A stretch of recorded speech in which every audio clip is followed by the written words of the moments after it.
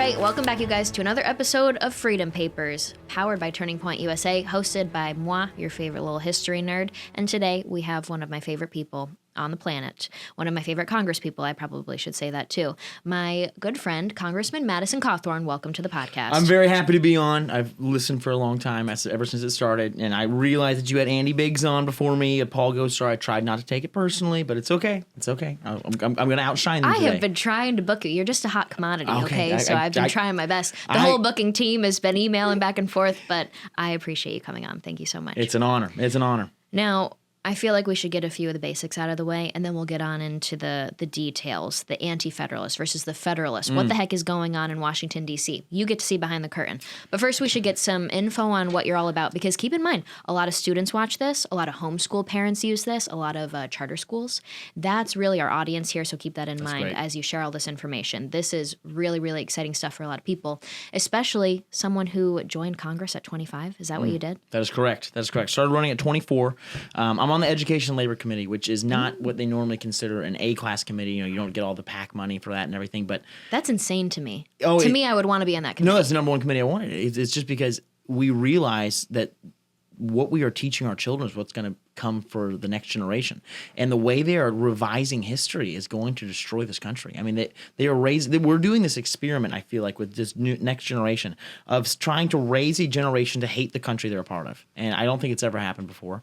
And it's a very Machiavellian move by the left, and it's dangerous. I'm so glad you said that. We're definitely going to get into that. I think to solve all of the problems in the country, nothing's going to be officially fixed until we upend the education system. Amen. But that's just my opinion. I get a little radical. So I will tell you, I don't know what they are thinking, because they put a homeschool mother who homeschooled six wonderful young women, and she's incredible, and then they put a full-time homeschool student on the education committee. And I don't think that there's ever been a homeschooler that's been on this committee. And so I was sitting there, and we were having a discussion with the Secretary of Education, and we're sitting there talking about the Federal Department of Education. They said, "So what do you think the fix would be?" And I said, "I think we should abolish the Federal Department of Education." And everyone was like, "Oh, that's terrible. You can't do that." And I'm like, "Why? Let's send it back to the states. Do you not want parents to be in control of this? I mean, your state representative who lives maybe 13 miles away from your house knows much better what's going on in your community, what your children need to be taught, than some bureaucrat in Washington, D.C." Yeah, well, I don't know if you experienced this. I guess you didn't, because you weren't in the school system. I went to public school, and I tell you, when they teach U.S. history, they teach the policy around education, around the Department of Education, as it's what's fair to do, because some people live in areas where they can't afford a quality education, and so it's the right thing to do to share federal dollars between the states. And they teach it as if, because of your zip code, you shouldn't be destined to bad education, when in reality, that's actually the argument that we use for school choice, is that you shouldn't be forced, based on your zip code, to get a bad education in the public school that you're forced to go through this system that we're in right now. So it's just word games that the left uses with every issue, but we see it a lot in education. And they teach that to kids. They normalize the federal takeover of the education process in America. Exactly. They teach them to love it, and it's absolutely wrong. And I think that what should happen is that we should have a voucher program where the tax dollars that you pay that are earmarked to go to education follow the student that you have. And there's even some states that you can just select a student, if you don't have any children, your kids are already out, that you can then send the tax dollars to them if they want to go to a charter school, if they want to go to a private school, wherever they want to go, if they want to pay the bus fare to be able to travel halfway across the state to be in a great school. I think that's what needs to happen, because we need to be able to empower parents to take control of their children's education. Because, I mean, really, you break the day up into really 3 sections of 8 hours. You've got 8 hours to yourself normally. If you work a 9 to 5, you've got 8 hours to sleep, then you've got 8 hours to work, or in this case, go to school. So 1/3 of these children's upbringing is ran by federal schools, these government schools. And I don't think anybody who's ever studied history can think that that's a good idea. I mean, it's incredibly dangerous. No. And I was looking at something, it was called like the knowledge principle, the political principle. James Lindsay gave me a book then, and it's included in there. And it was about how knowledge, education, is really just a weapon used by whoever is in power, the oppressor, because they can control what information is given out. And I'll admit, maybe you had this awakening too. I used to think that it was just this indirect indoctrination, that things were being left out of curriculum on accident, or maybe in the U.S. history phase of the school year, there wasn't enough time to get through everything from World War II and the Great Depression and all that happened, and then make it all the way up to 9/11 and teach kids everything that happened in the century. I just thought that maybe that's why the history of communism was left out. And now I'm becoming more and more aware of not only was that information left out, but the information that they are teaching is completely distorted, completely distorting history. It's all on purpose. That's what I'm starting to see here. It's a weapon. It's disgusting. And so I actually co-sponsored a bill that was going to have a section of school year where every single student were taught the horrors of communism. I mean, it is the most lethal ideology that's ever existed. It killed over 100 million people in the last century. And when we're not teaching that, when we're just kind of glossing it over, oh, well, they're just trying to get a utopia. No, it's people who want you to live in a destitute poverty, and they want to live in these opaque, beautiful, marble-floored palaces. And that's exactly what communism is. It's great for the people on top. I mean, if you're in the federal government, if you're AOC and you want everybody to be locked down, you want children to have psychological child abuse of wearing masks all the time, and that's what you want, but then say, oh, well, I'm going to go travel now down to Florida and enjoy the freedom that I am literally taking away from other people. It's disgusting. Yeah. Well, that's why I think we are becoming more and more known as the compassionate side. We're always accused of being emotionless. I would beg to differ, and I think now it's really coming to play, the fact that we are the compassionate side. We care about the kids. We want what's best for them. And I see these kids outside in 40-degree weather having lunch because of the COVID maniacs and everything. But what also really, really just grinds my gears is this idea of teaching certain curriculum and then figuring out what the actual solution is. So some people think it's just going to be some simple solution, like we end the Department of Education. I think we have to have multifaceted approaches for this. And so that means reforming curriculum, like including communism history in there as well, focusing on charter schools, supporting homeschools, and what the radical left is doing, this gets me going, they are trying to make it as difficult as possible to get your kid out of public school. They want to only have that be the option, and we have to fight back before they make that happen in all the states where they're trying right now, the liberal ones. And right now, that's why I refuse to raise my kid in a blue state. Oh, absolutely. I mean, it would be ludicrous. It's a dangerous idea to say, oh, I'm going to literally ruin my child's life because of where I chose to live. I have a saying all the time. One of my favorite verses in the Bible is when Esther's uncle was telling her that maybe you're born for such a time as this. I genuinely believe kind of the generation of people that I went through high school and everything with, that we were all homeschooled. I think that we were set aside from all of this to be able to say, wait a minute, that's wrong. And then be able to look at it, because if everyone is taught the exact same thing, if they're able to get rid of charter schools, if they're able to get rid of homeschooling, then no one will be able to actually know what the real truth is. There's a great quote by a great man in history, but I think they're using it for evil means right now. It says, I know history will treat me well because I'll be the one writing it. And right now, whoever controls the schools, whoever controls actually what's going on, they are the ones who can write history. They can say that, oh, well, Karl Marx was this incredible, compassionate people. He was better than Mahatma Gandhi. And I mean, it's a terrible situation. Yeah, actually, that brings up the next question that I have for you. So you became such a young congressman. I mean, really impressive. You were homeschooled. I think that plays a lot into it, all the lessons that your mom gave you. I mean, she worked so hard from all the stories you've told me, and I love that. But can you talk about how that played a role in you wanting to become a leader so quickly, a public servant so quickly, and then explain why the heck you chose to serve at the federal level?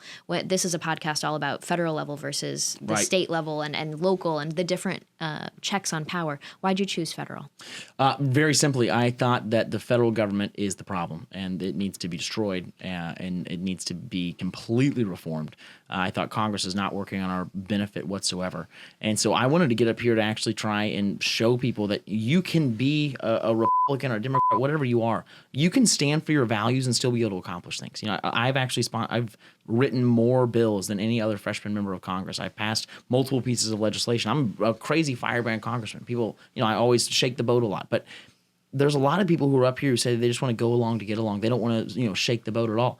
I look at them, I say, the boat's sinking. I mean, we have to do something radical here to be able to save our country. And the people in the founding generation, they were radicals for freedom. They were outliers. And I think that one of the greatest things that we can actually do for the next generation is be able to reform Congress in a way that it starts working for the people again. Because really, I think that the local governments are the best ones to be able to actually take care of people. And so my encouragement is that young people go get involved in local government so that we can have a great alternative to the federal government. Because you look at what's going on in Florida, they're a bastion of hope. You have Ron DeSantis who says, oh, if you want to bring those federal mandates across my state border, you're going to meet my National Guard.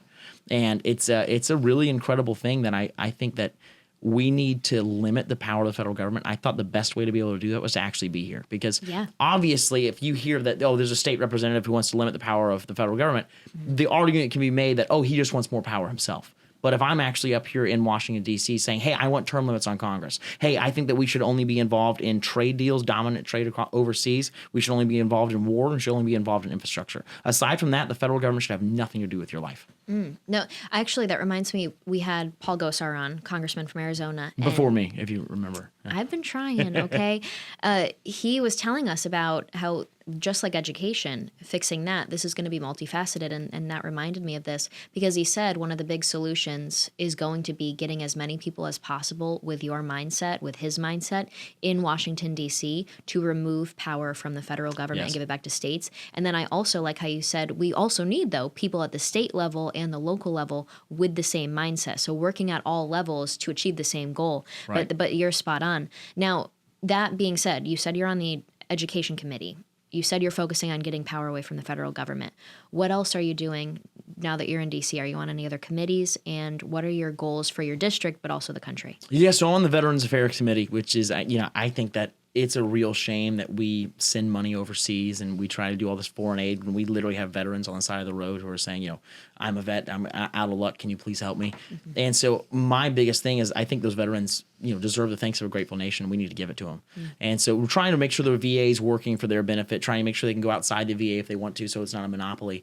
That's something I really care about, that I work very hard on. But then, my goals overall for my district, one, rural broadband is a really big deal over there, but it's more about empowering the person, because right now I feel like we have so many Americans, especially young mothers. I think that the biggest mistake that the left has made is by attacking children, because now you have all these mama bears who would normally be pretty apolitical. They're just worried about raising a good family and making a great life for their family. Now they're having to say, wait a minute, I'm going to get involved in politics. And I would say that the women, these young mothers in the conservative movement, they're the most ferocious ones. I mean, they make me look like a liberal. I mean, they're incredible. Well, I see all the merch that they sell now, and it's like, I don't let government raise my babies, and just stuff like that. And you touched on it with education. I love now we're doing the math. We're looking at the numbers, and it's pretty disgusting. If you break down a kid that maybe does extracurricular activities and goes to public school and maybe gets daycare or whatever, they're spending maybe 2 to 3 hours with their parents every single day. That's a shame. That's insane. And so a lot of people are waking up. I know a lot of girls. I mean, most of the girls that I know, we joke like we don't have boyfriends or anything, but we're like so excited to not send our kids to government school one day. And we're all in our early 20s. We're all excited for that phase. And I don't think that's happened in a long time. I think the millennials didn't have that. Not at all. It's even in the conservative movement. And now we got us, we're on the rise, and we are saying, let's do it. Let's go against. Let's show up at these school boards. Let's have kids. Let's not let them in the indoctrination system, and let's really push forward. Yeah, and I think if you look towards the millennial generation, you see how wrong it was for them to want to be apolitical. That whole generation was all about not talking about God, not talking about religion, not talking about politics, when those, I think, are the most important things. They were the generation that wanted to be the least offensive, that ended up being the most authoritarian, the most offensive. And genuinely, I believe that they have the highest levels of anxiety, they have the highest levels of suicide, they have the highest levels of saying that they don't have any joy in their life. And I think a big problem with that is there was never an emphasis put on them for families. And right now I think that we're seeing a big cultural shift where people are saying, wait a minute, I just spent what was supposed to be 2 weeks to slow the spread, we had 3 months in quarantine, I got to spend all that time with my family. That was so much better. I feel so much more fulfilled than I do just going sitting in some cubicle and then sitting in traffic, rush hour traffic, trying to get back home to spend 2 or 3 hours with your child. It's insane. It's so weird. And you and I have talked about that before, I think on the Gorka show, this idea that young people are scared to grow up. And I would say it's because Gen Xers and millennials and all of society, pop culture, Hollywood, everything, they're saying, well, once you get married, you're screwed. And once you get married and once you have kids, then you've got to say goodbye to all your dreams and all this stuff. Who did we even allow to start that narrative? Where did that even come from? And when did that even become true? Because those are the greatest sources of happiness. They are. Kids and family and growing community, starting a business, all these things. And so that's why, like, when young students are watching this show, I like that we talk about this stuff incorporated with government so that they know that it's an exciting phase of life to look forward to. I think life is a whole journey. The entire 80 years that you get, if you're lucky, or 100 years, people live quite long these days. That's an entire amazing journey, and it's not just from, the day you're born to 25 years old. Right. It's you're shame. absolutely correct. And, I think actually where that came from is really, after the greatest generation defeated Nazism, they defeated the greatest evil the world's ever known. Then we had just this great period of prosperity in our country that people who fought in World War II just had a great, amazing country and great worldview. A lot of German professors who had been then brought over here to America then became our professors at our colleges. You had, there was Bolshevik people who came. There were Marxists who came. There was a lot of people who came to our country that then started trying to preach this ideology that, wait, no, the state should be your source of happiness. And so I think that's why we see this major push to, one, encourage people not to have children, because if you're finding all of your success, your identity, your hope, and your joy in your family, then you're going to be willing to defend that and not really rely on the state. Two, you're trying to see this major push for atheism.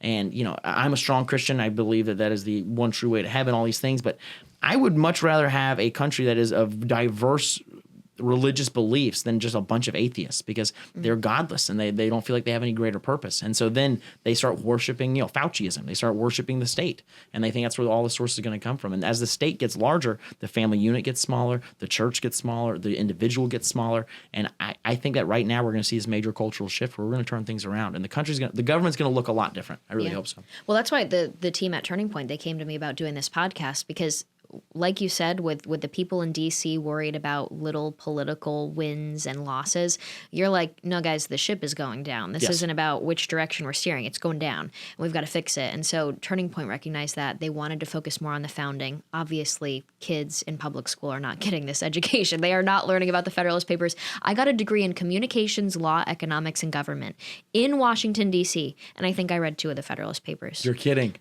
No, absolutely. Are you shocked? Really? No, Come on. I'm not shocked. I mean, I'm really not. I'm really not. So that's the state of everything. And honestly, I ask a lot of my conservative friends when they found out I was doing Freedom Papers, they were like, are the Federalist Papers like the Constitution and stuff, like all the founding documents? And I'm just like, you're really making my point here. A lot of work to do. So that's what we're up against. Let's shift to that kind of topic. Now, we go back to 1787. Yes. I ask all the Congress people that come on the show, if you were back there in 1787 and you were given the opportunity to vote or not vote to ratify the Constitution, do you think you would have been on the side of the Federalists that wanted to ratify the Constitution, or do you think you would have, at the time, been anti-Federalist? Morgan, now we're going to get into spicy topics here. Yeah, and this is the thing. I go back and forth. And it's okay if you go back and forth, too. I mean, you saw Bacon's rebellion. We needed the ability for the federal government to be able to put down a rebellion or an insurrection that was happening, whatever it is. You saw that this generation that was there around 1787, they had just fought against literally a supreme leader, a king, the absolute perfect prime example of authoritarianism and big government. And that's what they had fought against. And so if I had lived through that and I had just fought against having a king, and I started seeing that we want to create a federal government, we don't want the states to be on their own, I would start looking at that and saying, this seems an awful lot like it's going to go in the direction that we just fought against. And so if I was to live back then, I don't know, because living to this point, knowing the history that I know, there was a lot of great things that the federal government has done. There's a lot of great things America's done. It's been the greatest force for good the world's ever known. Mm-hmm. But then when you start thinking about how the federal government is being abused right now, you start to see where the anti-federalists were coming from. And so I probably would have voted. I can't tell you how I would have voted then. My lived experiences just can't really enlighten me on that. But I will tell you, I believe that once we had ratified the Constitution, if we were following the Constitution, I think it's the most perfect political document ever created. I genuinely believe our country would be totally fine. You have people, members of Congress, who will vote for things like there's a vaccine database vote that came up, and I had a lot of friends who decided to vote for that. And they said, "Oh, well, the reason we voted for it is because it gives this many $1 billion to all these states to make their vaccine databases more state of the art, better, so things can track better. But it also puts a lot of limits and a lot of checks on these kind of things." And I said, wait a minute, so you literally think because you wrote down you're not allowed to do this, these people are going to follow it? I mean, the thing that I have learned living in Washington, D.C., these few weeks and few months I've been here, I've realized very quickly that these people will not follow the law. You can say that, oh, you're not technically allowed to do this. They'll find some loophole. They'll obscure it. They'll put in some line item that you're not looking for.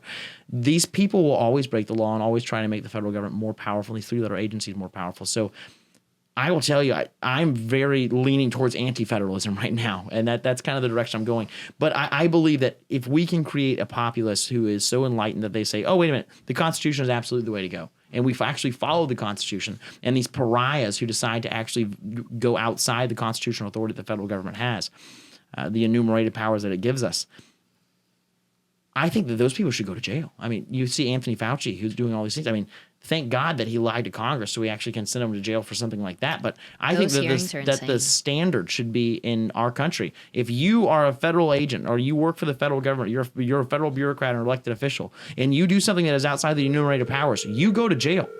This is actually Nancy Pelosi calling to tell me that I'm not allowed to say that. But and so I genuinely believe that if we were following the Constitution and we made it to where you were a pariah if you go outside those enumerated powers, that not only do people say, oh, well, you're not technically allowed to do that, and the Supreme Court comes and rules, and then you're not able to do that. No, you should go to jail. If you're trying to take the rights and power away from the people and away from the states and put it all within Washington, D.C., that's not even a state, then you should go to jail. I mean, it should be illegal. It really should be.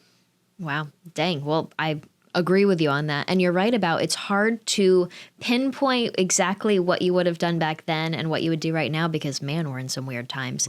Now, I evaluate it in the sense of I think it was a great example of the coordination that America is really based on. I mean, the Federalists wanted to ratify the Constitution, and everybody watching, remember, the Bill of Rights did not exist when the Constitution was proposed for ratification. And so the Federalists thought that all we needed was the Constitution. The Anti-Federalists, they fought so hard for a Bill of Rights. That's really what happened there. And then that's why I'm thankful for the Anti-Federalists. I don't think there's any shame in saying I would have been Anti-Federalist because they advocated for the Bill of Rights. And that is really the list of the rights that we have in this country given to us by God. I don't think we would have succeeded at all. We wouldn't have gotten here without the Bill of Rights. And so you needed both sides to be advocating for this. I don't think any side's perfect. Now, you kind of touched on this, everything that we've seen in American history.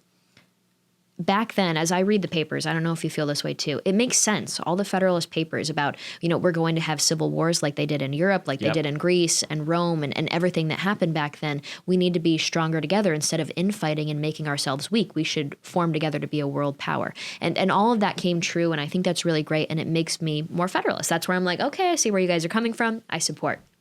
Now you flash forward to today. Half of me wonders, maybe our founders anticipated tyrants. Maybe they anticipated somebody like President Barack Obama who has way too many executive orders, and they said, our system will provide checks on someone like that. And they saw the need for checks and balances. But did they ever anticipate the massive growth of the bureaucracy? Did they ever anticipate that Americans could become truly so dumb? And that's where there's a quote, have you read the Charles Kessler version of this? This one's my favorite version. I'll get you a copy of it. So Kessler writes an introduction to the Federalist Papers, and it's just really great. He says, Publius presented the Constitution as an achievement in good government, a plan worthy not only of momentary applause, but of the rational and enduring consent of an enlightened public. I think that answers a lot of our problems right there. We are not an enlightened public, and we cannot rationally consent, enduringly consent to the principles of the Constitution. So if you think of our government being a structure that is supposed to represent and be a representation of the people, and our people are completely ignorant on these issues and on our founding principles, policy, economics, everything, of course our politicians are going to reflect that. And then, of course, our politicians are going to lead us into the problems we're in now. And to abuse that power. I mean, it's, there is such an easy out that a lot of politicians use and, say, oh, so, well, when we were voting on HR, 484, there's a lot of bureaucracy in there, and there were a lot of, let's just call it the movements of government. And I don't want to bore you guys with that, so I'll move over, but trust me, we're going to stop. This is going to be fine.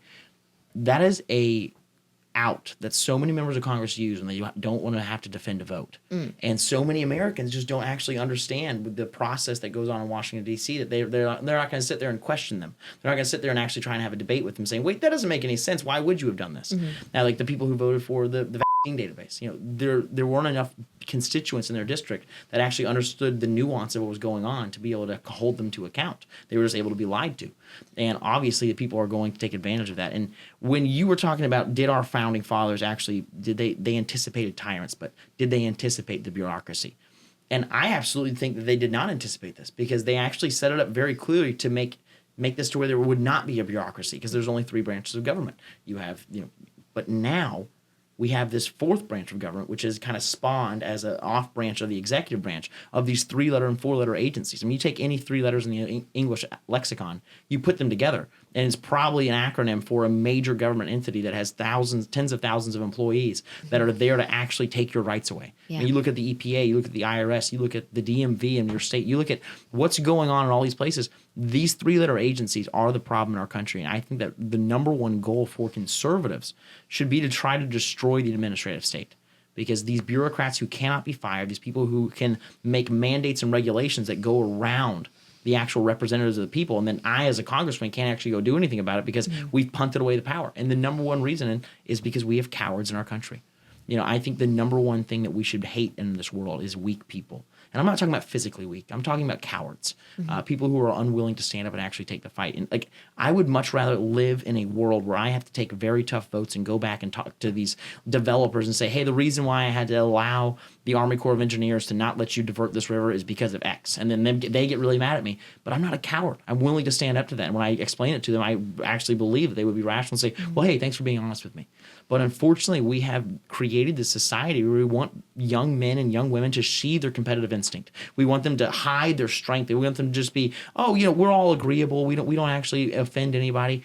And that is why we are in the problems we are today, because we have weak people who are afraid to stand up. And so when those politicians get elected, they say, hey, we're just going to punt this over to the executive branch so I don't have to go home and actually defend a hard vote. Actually, I'm glad you brought that up, because Gosar, again, when he was talking about we need more people with your mindset at the federal level. Remember, Gosar was on before me. I want to make that very clear. You are not going to let this go. He was really sweet, though.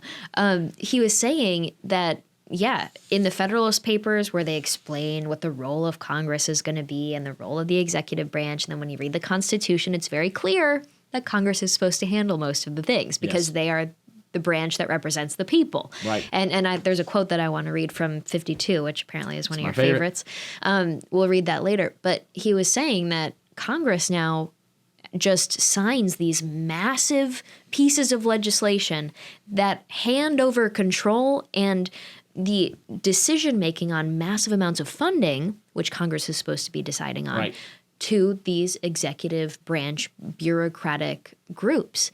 Can you explain what do people on our side, do they care anymore? You look at the debt and you're like, what has happened to our movement? Do people care? Are they focused on other things? What is going on where this is still allowed? And do you feel like there's any mindset change? Are there people leading the way on this at all? I'll tell you, I get the leadership and the establishment in Washington, D.C. get very mad at me all the time because I just talk like a normal person. And you're not supposed to say this out loud, but the problem is we have the Committee on Appropriations. They are the ones who allocate the money that you're actually able to use. Okay. So you have Ways and Means, which is the most powerful because they are the ones who collect the money. They write the tax law, but the appropriators are the ones who define where that money goes. The problem I have is that we have punted away so much of our power that we now say, okay, well, the CIA gets this many billions or trillions of dollars. But then it's very limited oversight on how they actually spend it. We allow these 3-letter agencies, these bureaucrats who aren't elected, who are incapable of being fired, to then be able to just define how we spend all of our money. And is that how we end up with things like us finding out that Fauci paid for puppies to be tortured with U.S. taxpayer dollars? In Africa, what kind of a freaking person takes beagles and puts sandflies on them and says, eat their faces off? And then Fauci. Hang on. Let me paint the picture of how evil these people are. And of course, these people are, they're operating on babies and scalping, aborted babies and fetuses. And it's not a fetus, it's a baby. And that's so evil. But this is just such a clear definition. The scientists that they were paying to do this decided to surgically remove the vocal cords of all of these beagles because they didn't want to hear, and I quote, the incessant yapping of the dogs who were moaning from being in pain from being eaten by these sandflies. The reason that we've gotten rid of all this power is because no politician in the world wants to go back and say, oh, well, this is the reason we did that. So now they said, oh, well, my hands are washed of that. It's a lot like when Jesus was being crucified and he was at the hearing saying, I wash my hands of this. I don't have anything to do with it. It's the Jews. It's your decision. The problem is that when you look at what's going on, our elected representatives just said, hey, let's let the bureaucrats handle this. Let's let Fauci decide that he can torture puppies and he gets to spend all of our money. But if the power was actually with the people's representatives, as it's supposed to be in a republic, that would never happen. Yeah. That would never happen. They'd be voted out instantly. I don't care. I mean, Jim Jordan, my favorite member of Congress, best gold standard as a member of Congress. If he voted to let puppies get tortured, I would vote against him. I would endorse his opponent. I mean, it's insane. Right? Well, remember the Romney stuff? They like found out that he like had his dog in a cage on top of the car or whatever. Couldn't even vote at that point. So this is not something I was, aware of. Gosh, Romney Let's read that part from paper 52, actually, because it's a good point about this. So this is about the role of Congress. Yes. And I saw this quote and I was like, huh. So it says, first, as it is essential to liberty that the government in general should have a common interest with the people, so it is particularly essential that the branch of it under consideration should have an immediate dependence on and an intimate sympathy with the people. And now this is about frequent elections, where if you upset the people, if you don't do their work, if you don't represent them properly, you're going to not be sent back to represent them anymore. Exactly. And so they are skirting this. They're skirting the accountability by sending it to the bureaucracy and letting them make the hard decisions, right? Like torturing puppies. And exactly. And I'm telling you, if the Federalists, I genuinely believe, James Madison, if Alexander Hamilton, the three that wrote this under the surname of Publius, if they knew that this bureaucracy was going to be created, I genuinely believe they would have created something in the Constitution to actually stop it. But they're not clairvoyant. They couldn't have known absolutely everything is happening. Mm-hmm. And so I think it's like incumbent upon us to say we're going to get back to our founding principles. And it's not exactly written, but let's look at original intent. There's many ways you can actually read the Constitution, but I believe the most accurate way is to look at original intent of what the founders meant. And that means that there's no bureaucracy, that the federal government is completely reliant on Congress to be able to act or do anything, especially when it comes to war, now that we've given that all over to the president. And then those people have to go back and get reelected every 2 years. You have to cut down a tree. You have to stand up on a stump. You have to defend yourself. Yeah. And that's how it should be. So I think it's incumbent on our generation to get rid of this bureaucracy. Okay. I really like that. And actually, regarding that, something I really like that Charlie Kirk says from Turning Point is that we want a small but strong federal government. Small but strong. And I think that's what the Federalists were really all about. They didn't want some massive encompassing thing, but the Anti-Federalists said this could get big. And that's why I understand where the Anti-Federalists were coming from, because they did not want to repeat a King George. Right. And they were very close to doing so. And now I think we're in this massive thing. Now, let's shift a little bit. One of your other favorite papers, other than 52, is 10. Yes. I'm going to make you talk about some spicy stuff.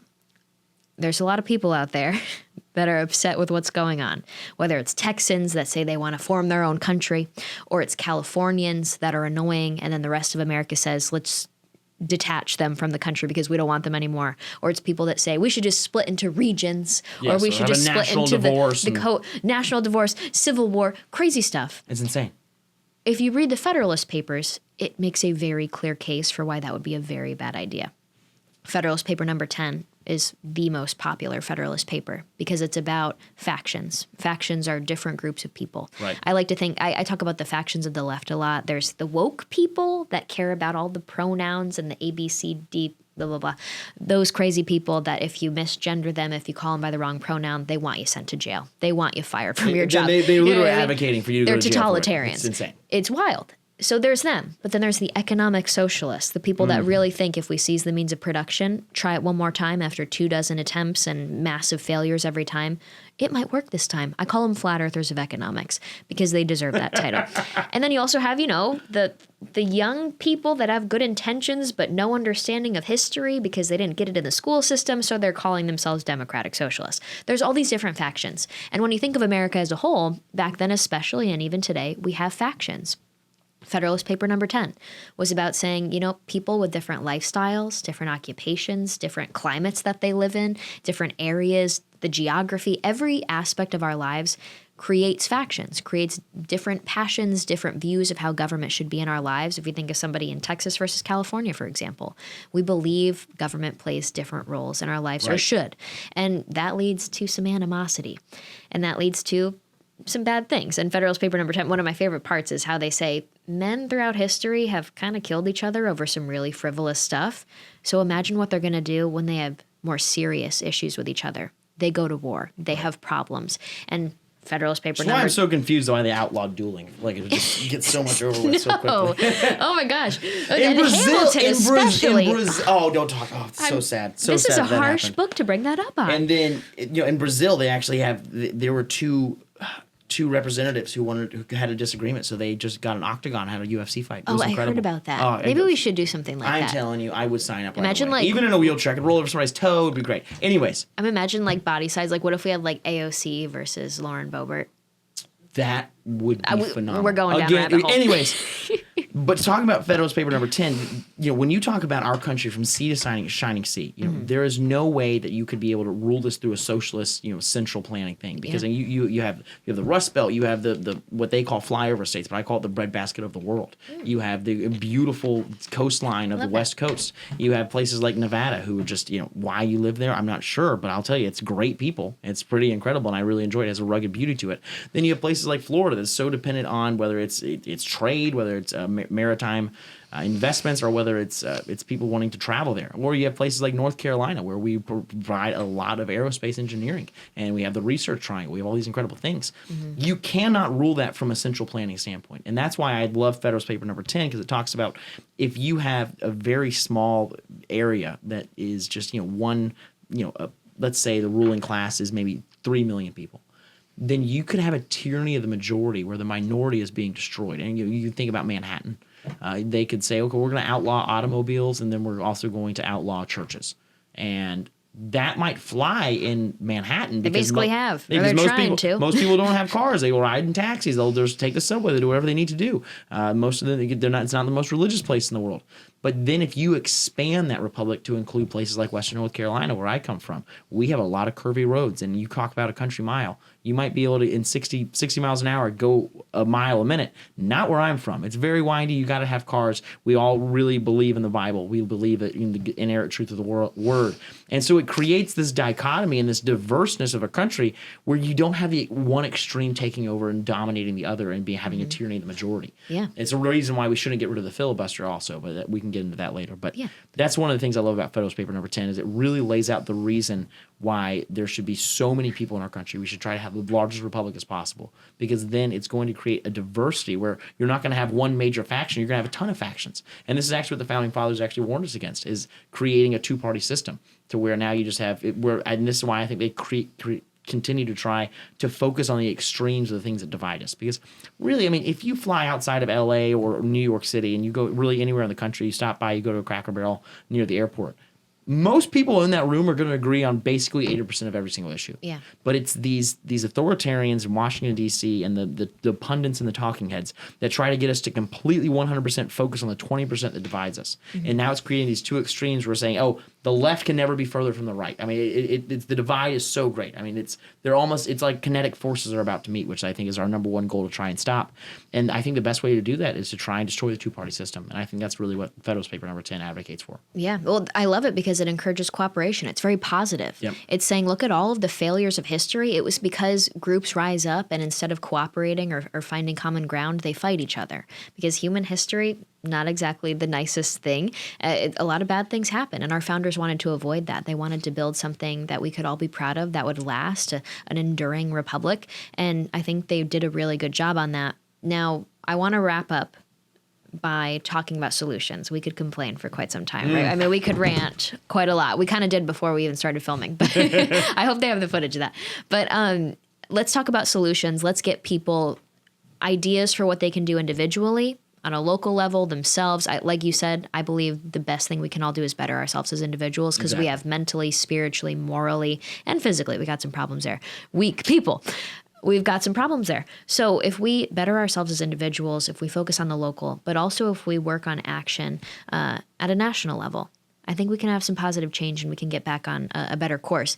Can you talk about what your suggestions are for people, individual level and as a whole, for this country? Yeah, so number one, I have found that for personal joy, outside of my family, outside of my faith in Christ, outside of, the things that I enjoy to do, I have found that for me to actually be happy, I'm really incapable of being happy without some form of suffering in my life. And obviously I'm in a wheelchair, so that's its own form of suffering. But I will tell you that unless I'm being tried mentally, physically, emotionally, something like that, I'm trying to grow myself, trying to master a new skill, trying to, create. But for me, I always try to dominate and take control of a new muscle group in my legs, or try and get my brain to connect.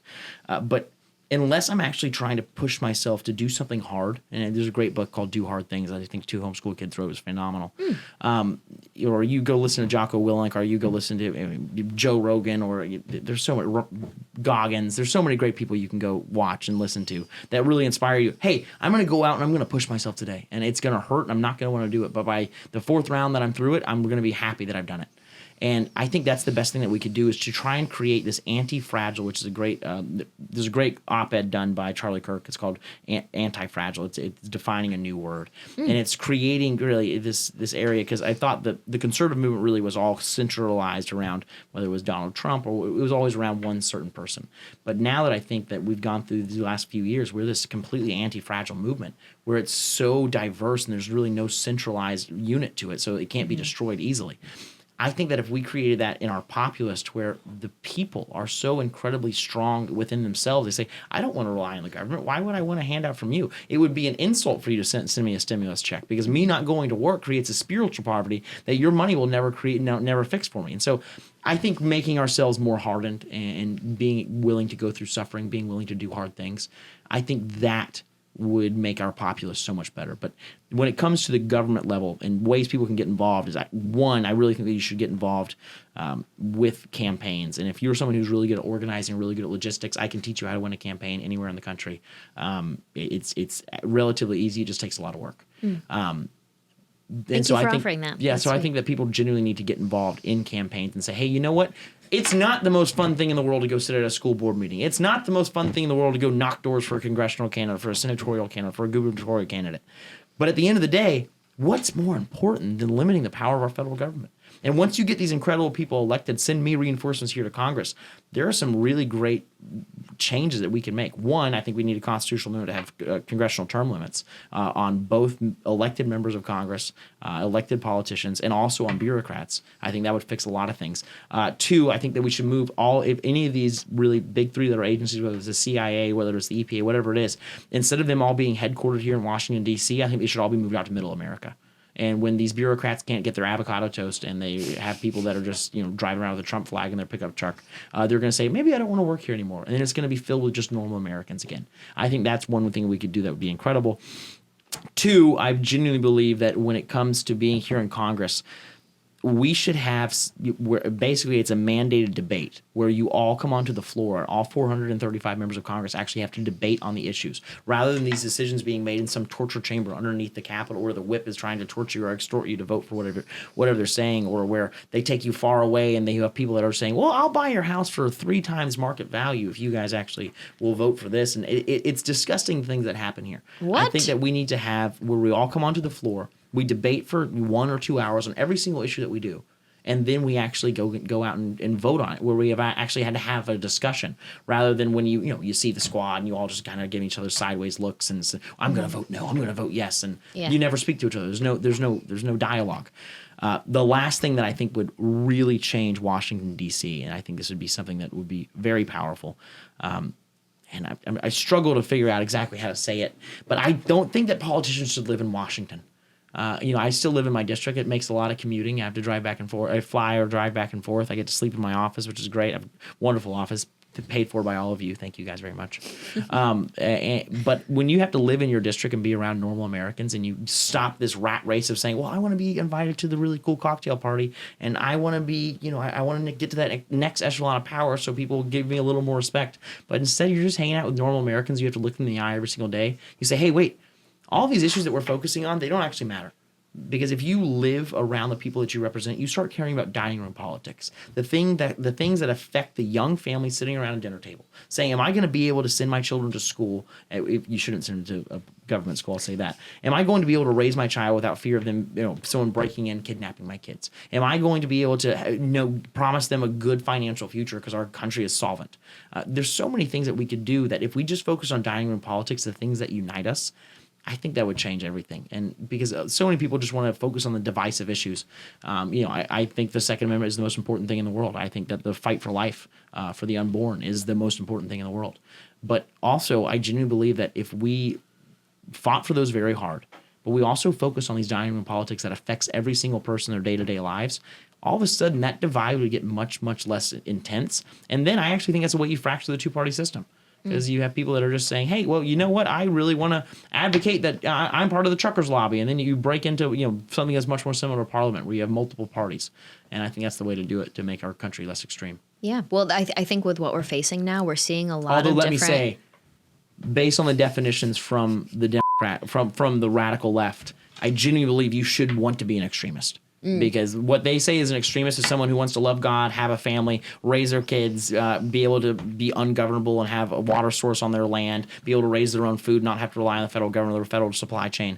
That is what they call being an extremist, and you should want to be that. Well, I don't know. I was thinking of you because I was filling out a grant report. Like you do the grant and then you send an update on it and then you ask for more money. And the question at the end was like, can you please confirm that you have not been participating in terrorism with this money? It's just basically well, have you gone to a school board meeting? Because that's terrorism. Right? I was like, oh, well, it depends who you ask. Because apparently now we're all just a bunch of extremists, domestic terrorists that care about protecting our babies. Thank you so much for coming on. It's been an honor. Hey, thank you for doing the show. I think the Federalist Papers really enlighten people to what our country is really meant to be. So thank you awesome. so much. Thank I you. appreciate it. Thanks for taking the time. You guys, thanks for watching Freedom Papers. We really appreciate it. Thank you, Turning Point, for powering this. I think it's just a really great educational resource, especially when we get people like Congressman Cawthorn. Remember to follow Freedom Papers Podcast on Instagram. I'll see you guys next week.